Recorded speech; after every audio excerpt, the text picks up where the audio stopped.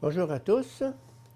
Je continue à vous partager des extraits du volume de bioéthique de Monseigneur Helios Greccia. Les principes de la bioéthique nord-américaine. Un certain principisme s'est développé d'après la théorie de T.L. Beauchamp et de J.F. Childress dans leur fameux volume Principles of Biomedical Ethics, arrivé à la 4e édition en 1994. Des principes d'autonomie, de bénéfice et de non-nuisance et de justice.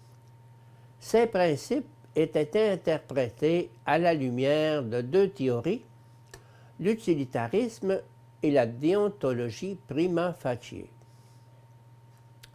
Substantiellement, le jugement pratique ultime sur un cas particulier dérive de l'application de certaines règles pratiques qui sont des généralisations sur ce qui doit être ou ne pas être fait dans un contexte particulier et pour une fin spécifique. Ces règles, à leur tour, proviennent des principes généraux justifiés en ultime analyse par des théories éthiques qui servent à orienter les choix, surtout dans le cas d'un conflit entre deux ou plusieurs principes. Cela signifie que des théories radicalement opposées sur le plan méthodologique ou théorique peuvent se rencontrer et arriver à un consensus commun, overlapping consensus, sur des principes et des règles identiques et par conséquent sur les actions à recommander. Beauchamp et Childress proposent d'insérer les principes à l'intérieur d'une théorie éthique composite. On exclut donc toute hiérarchie objective des principes.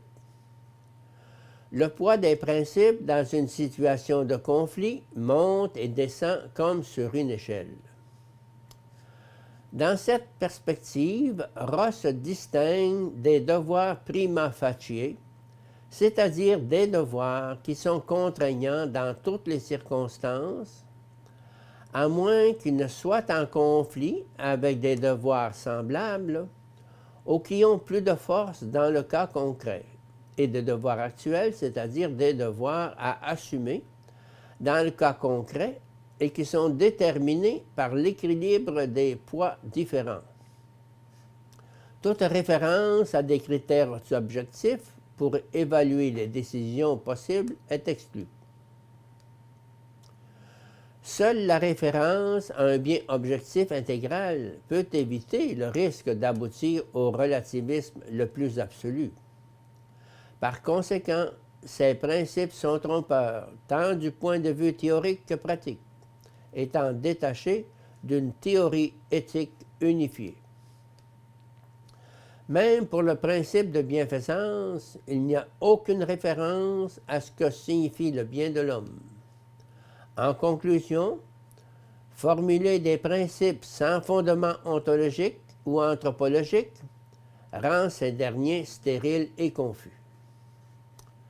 La personne humaine représente le critère ultime. La valeur éthique du bien de la personne, comme fin ultime à atteindre, est ce qui confère le sens ultime de l'action.